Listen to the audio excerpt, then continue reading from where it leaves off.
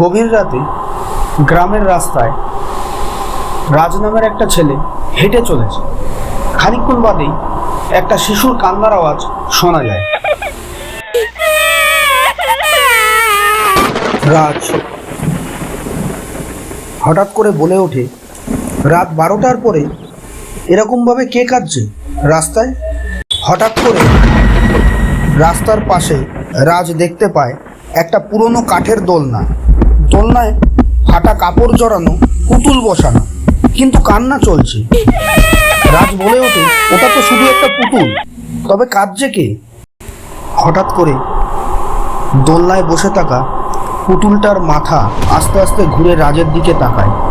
এবার তার চোখ রক্তে ভরা, মুখে কালো ফাটল থেকে ধোঁয়া বেরোচ্ছে। হঠাৎ করে রাজ শুনতে পায় বাচ্চাটা রাজের নাম ধরে ডাকছে। রাজ বলে ওঠে, ওটা তো পুতুল নয়, ওটা তো একটা বাচ্চার মতো লাগছে। হঠাৎ দোলনা ভেঙে যায়, পুতুলটা ঝাঁপিয়ে মাটিতে পড়ে। চার হাতে হাঁটতে হাঁটতে রাজের দিকে এগোতে থাকে। ভাঙা পুতুলের মুখ থেকে বাচ্চার চিৎকার আর শয়তানি হাসি একসাথে বেরোচ্ছে। হঠাৎ করে পুতুলটা বলে ওঠে, রাজ তুই আমার জায়গা নে,